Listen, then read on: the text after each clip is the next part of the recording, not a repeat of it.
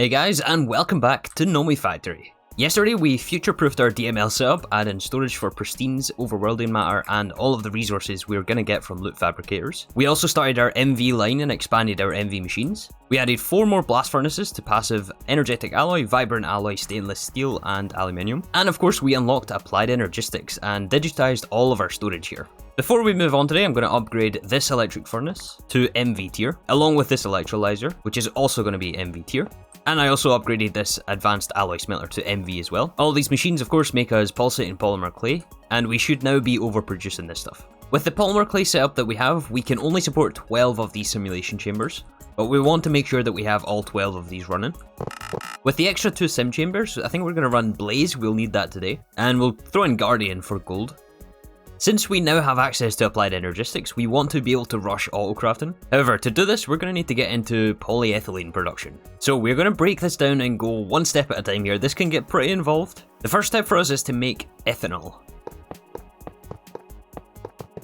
So we are going to start off with 4 LV breweries. And of course we have a transformer since we're doing all of the rest of these processes at MV. We are going to need a source of water for this, so we're going to use an end of water.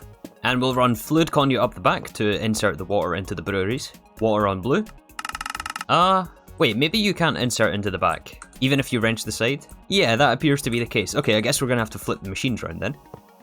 So the recipe we want to run in this brewing machine is for biomass, and we are going to be using our sugar canes with the use of an ender chest, coloured green. The other side we connect up to the sugarcane farm on the output of this drawer. Awesome. All of the sugarcane is ending up over here next to the breweries, which is going to be insert via item conduit. Round robin on brown channel. Yeah, very slow process as you can see, which we'll have to upgrade. And in fact, there is a slightly more efficient recipe if you use plant balls. And we can get plant balls from centrifuge and rubber. That may honestly be something that we get to today, but let's move on for now. So we are making biomass. We then have to distill that in a distillery. I don't need no stinking tower. Yeah, so we're technically skipping the distillation tower here, which we will pick up later on. But right now we're just going to do it in a single block distillery. Oh, and we need more energetic alloy cable. We should have some in this assembly machine. Perfect. So as I've mentioned previously, it is a very good idea to build buffers in where you can. That also extends to fluids, so we are going to buffer in this biomass, even though most likely it's going to all be used up at this stage. And we'll get into the habit of also setting fluid filters here. And just as I say that, we get this filled with water because that's also on blue channel. That's why you set the filter before the conduit connection. Nice, so we're making ethanol in this distillery. We want to send this left into another buffer here. Next up in the quests is to combine this ethanol with sulfuric acid. So we'll need 2 MV chemical reactors, and also some more space to work with here. So first of all, the chemical reactor for sulfuric acid, which also takes water. There's a few different options for recipes for sulfuric acid. However, the one we're going to go for at the beginning is water plus sulfur dust. So we are going to get the sulfur from our Applied Energistics system, and we're going to place an interface above this. No, I didn't forget to plug it in. It's we want to request sulfur here, and that will filter into the top of the machine.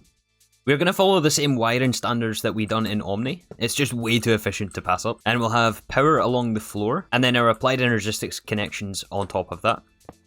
This allows us to connect the interface. And remember, we don't need to worry about channels here. So sulfur is something that we get from DML, that's why I mentioned we need pristine blaze matter. This makes us sulfuric acid and hydrogen. I don't know how many times I've ran back and forward today already.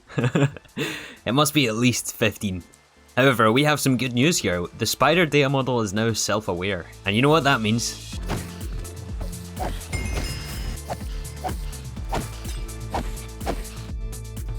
Oh, there are way too many mobs here, no way. Oh, we're not prepared for this at all. No. Yep, that just happened. The first death in this series, oh no. So I did manage to beat one already, but I think the issue is the Thunderdome affix, which will also spawn a bunch of other mobs that we cannot really deal with. So I think we'll craft some new keys and try to get some other more favourable affixes on these things. There you are. Okay, what did we get this time? Blaze Invaders Regen Party. And this one's Thunderdome. This one is no good, but we have these 2 here. Yay! So yeah, the self-aware trial gave us the glitch hearts. I think we smashed these on obsidian. And then we tossed this in some water with some lapis and gold. And this gives us glitch ingots. And with these glitch ingots, we can complete the rest of the set here. We do sacrifice the haste from the cobalt set, but this full set here gives us creative flight. Aha! So we still need to go back and forward to the terminals, but this way it's way faster. Alright, where were we here? So I moved this chemical reactor over one extra block to the left. So right here we're making sulfuric acid and also hydrogen. The hydrogen though is going to be excess in this recipe, and we don't currently use it anywhere, so we're going to trash the excess actually. Fluid trash can filtered for exclusively hydrogen on -10 priority. So it prioritizes putting it in the buffer first. Then we'll need our next MV chemical reactor to combine the sulfuric acid plus the ethanol. And while we could just technically do this and put some fluid conduits in between, no. We're going to future-proof this, and we're going to get into fluid energistics. I've really missed using these fluid interfaces, but we're going to make use of them here. And I guess we'll also need a couple of fluid storage buses as well. So the fluid storage bus acts exactly the same as the item one. We will have to partition this to sulfuric acid, which means that it can only allow sulfuric acid to enter and exit this drum. And we'll also put one on the ethanol. And both of these we're also going to set on plus 1000 priority. And then we use the fluid interface to request both of these fluids, ethanol plus sulfuric acid, and plug it in. We'll get a bucket of each for the quests. Awesome, so we're getting ethylene plus diluted sulfuric acid. This stuff we can actually recycle in a distillery to give us some of the sulfuric acid back, but we will place 2 more buffers here. And to get the fluids to where we want to go, instead of using the conduit here, since that'll confuse things later when we need to send the ethylene out of here, we're going to use 2 electric pumps on the steel drums. And we can also set GregTech fluid filters in here. Left side being diluted sulfuric acid, set to import, and the right side being ethylene. Diluted sulfuric acid is also on configuration 0, and this we designed to be placed next to the sulfuric acid tank, so we can just automatically send this to the left. Alright, so now we are making ethylene. We have to make this into polyethylene, which just means that we need to combine this with either air or oxygen. And the way we're going to get oxygen is with furnaces. So let's make furnaces. We start with a cobble generator, into a crafter, and we send the furnace into a macerator. This gives us stone dust. We send the stone dust into a centrifuge. This gives us silicon dioxide dust. We are going to buffer the silicon dioxide dust into a drawer controller. No, we're not. We're going to buffer that into a drawer with a drawer controller above that. Then we are going to electrolyze the silicon dioxide dust. We'll put a conveyor module on the left side for imports. And this gives us silicon dust and oxygen. The silicon will go to a drawer above. And the oxygen we can put in a steel drum next to the electrolyzer, with a pump on the side since we are automatically sending to the top. But now we are making oxygen, and we just have to combine this with our ethylene, which is this drum right here. 1 more MV chemical reactor. And we can filter both the ethylene and the oxygen here. Wait, do we need a circuit? I bet we need a circuit for this. Circuit 0, and we're making polyethylene. Easy. Oh, that's not a good sign. We have a blinking ME system here. I suspect we are not able to produce enough power now. Yeah, these things are maxed out. Well, this is a very urgent issue. We need power to make any more machines run. So we are going to turn off the blast furnaces here temporarily.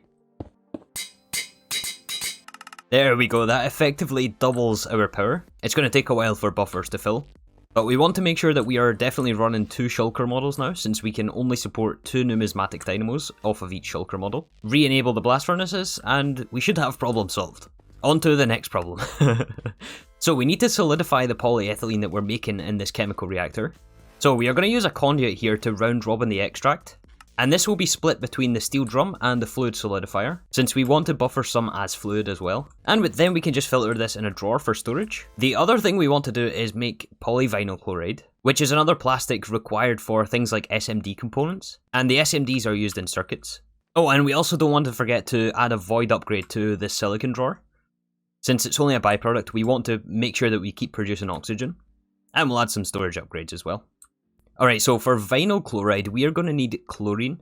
And chlorine in this pack is going to be a problem all throughout the game. I already know that's going to be the case. There really just isn't an easy way to make it, basically. But we are going to start with a mixer. I'm kind of just hoping that our circuits are going to last a whole episode.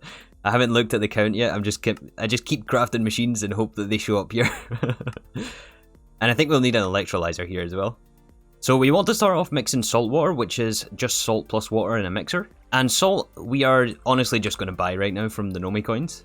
It's only 5 Nomi pennies, which is super cheap. I'm going to buy as much of this as we can. Okay, so I got the mixer set up here. We're making salt water. Again, we want to send this into a buffer. The salt we are just pulling from this interface here. Then we send this into the electrolyzer.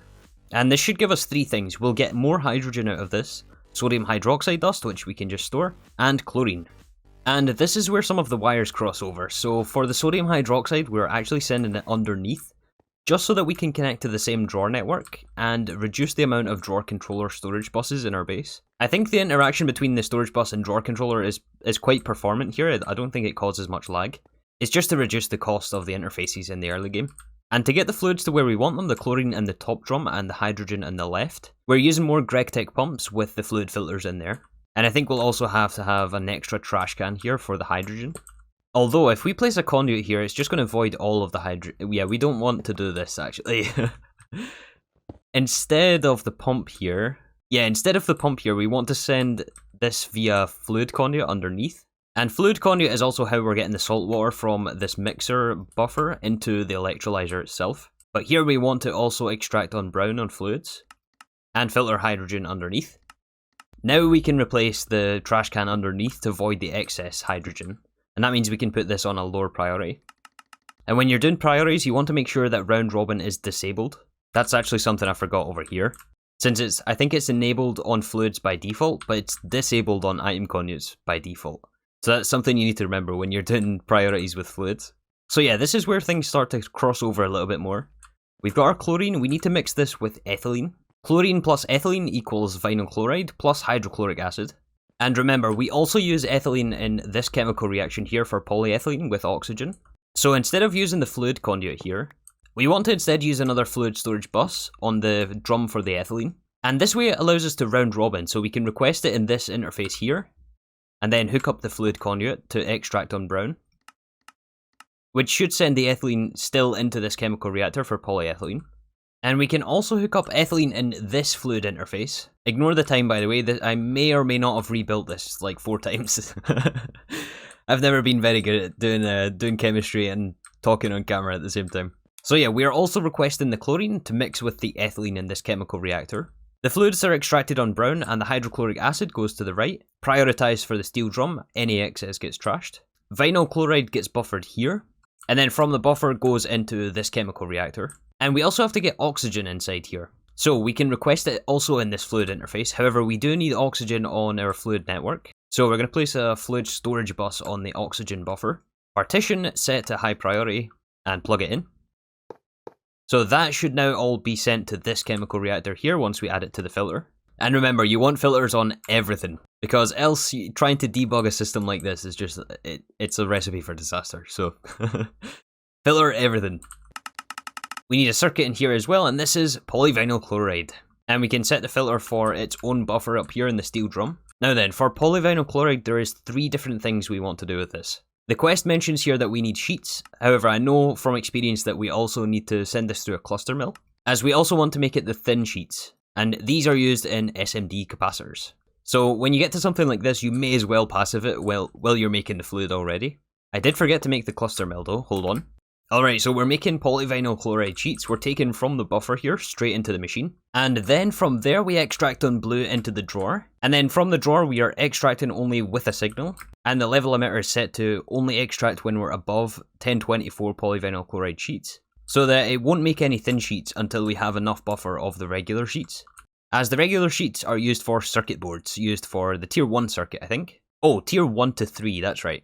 Alright, so after a cup of coffee and some thinking about, I think the first processing line of Nomi is done.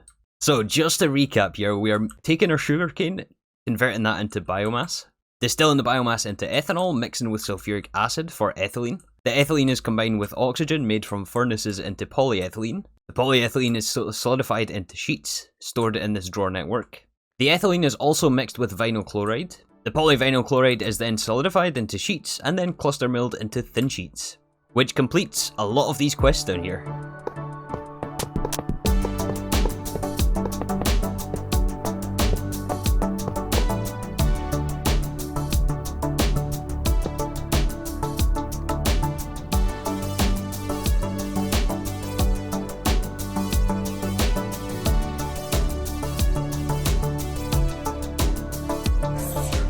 Okay, so I've done a little bit of a re-evaluation of our priorities here, and took some steps to make the progression a bit easier. I mentioned that we are going to be rushing autocrafting, and well, that is technically still true. There is something we're going to do before we get to that. And we want to get around to making the next tier of circuit as well as the cheap tier 1s. To do that, we're going to need the MV assembly machine, as well as putting together some of the plastic we just automated. To make the MV assembly machine, it also takes the next tier of circuit, the tier 3s. So generally, when you move on to the next circuit tier, you want to make as few of the arrays as possible, since they are the most expensive versions of the circuit. And here is no different. This takes 4 tier 2s, plus the integrated circuit, which we anticipated last episode actually. Our cutting machine should be busy with a lot of wafers, and these have to go through our laser engraver with the glass lens. I think this is actually the first time we're using this as well. But this is a very slow process. I should have started this earlier, to be fair.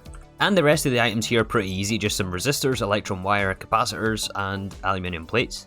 So while we wait on the laser engraver, I should explain what I've changed up here in the blast furnaces. First of all, I've added some extra logic to the vibrant alloy, and we actually have a second machine controller on here. Generally, when I'm doing machine controllers, I like to do redstone on means machine on. But here, because we are controlling them with 2, we have to do redstone off is machine on.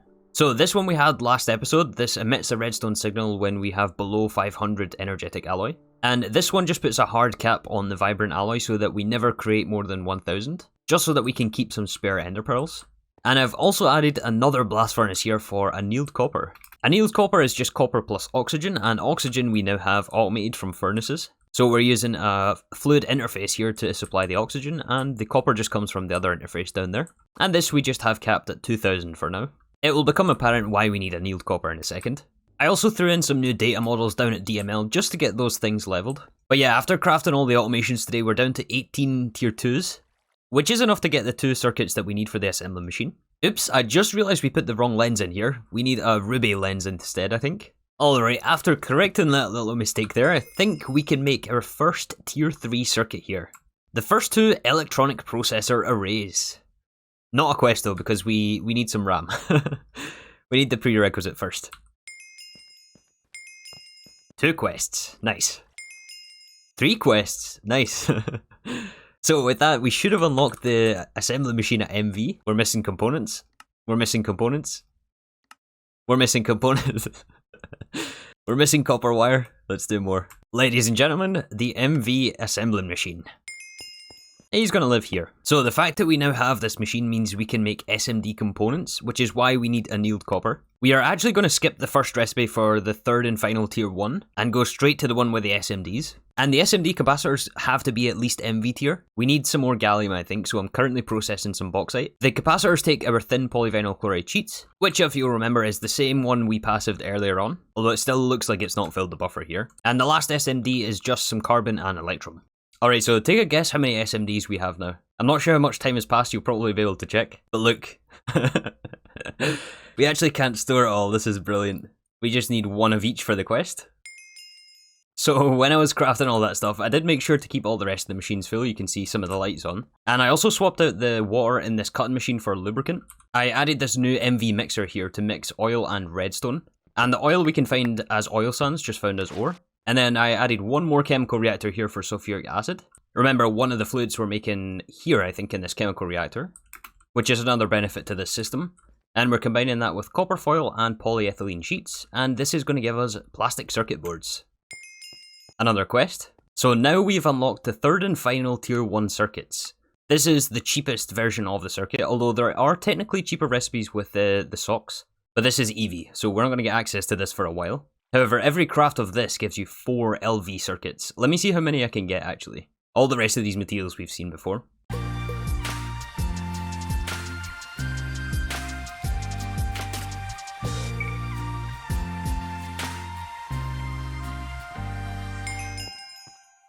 Ah, success. So I don't think we should wait on this assembly machine. We have enough, I think, queued up for 8 stacks of tier 1s. Something like that, plus a little bit more because of all the SMDs we have. The bottleneck really is this chemical reactor for plastic boards. But yeah, now that we have circuits, let's not wait anymore. Let's get into some more applied energistics. This is going to be a little bit opposite to GTNH in the sense that we're going to go for the crafting recipes first with molecular assemblers. The crafting units are glass cable, aluminium plates, and a bunch of processors which all take tier 1 circuits. This is the reason I wanted to wait for the cheaper circuits before investing in this. And I think it's absolutely going to pay off. We just have to wait in a few machine processes here. And also batch a bunch of Applied Energistics components here. Wait a second. I just I'm curious how many of you guys caught that there. You know, after just pointing out the fact that we would be skipping this recipe to do the SMD one, which recipe does 3 load in this assembling machine? Well then, I think this probably means we can get a lot more circuits than we first anticipated. Honestly, we didn't waste that much though, we just wasted time more than anything. Well, I did say in episode 1 there would be blunders. So I picked up a few crafting co-processing units, and we're going to make 4K crafting storages. Anything above this takes tier 3s, and I don't think it's smart to make that jump before we have autocrafting. I think it's best to do things one at a time.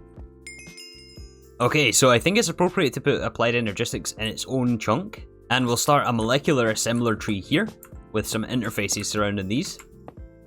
And the crafting CPUs on the other side. This is something that will be expanding all the way throughout the game. So I guess we'll also need the interface terminal. I was waiting on that quest a while. We will also need the pattern terminal.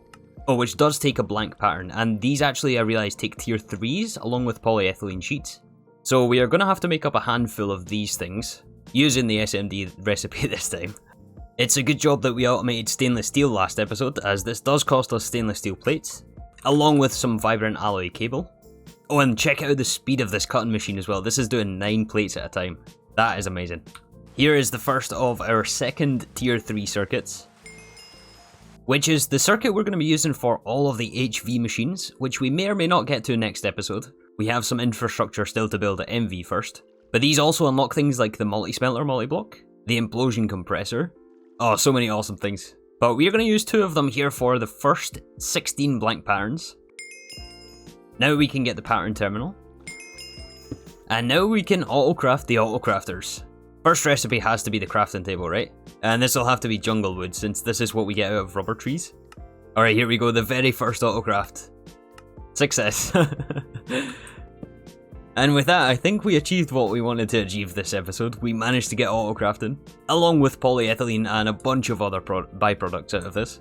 Next time we may or may not get to HV, but there is some more infrastructure I'd like to build out, such as expanding DML again. However, until then, thank you once again for watching, and I'll see you all soon for some more Nomifactory.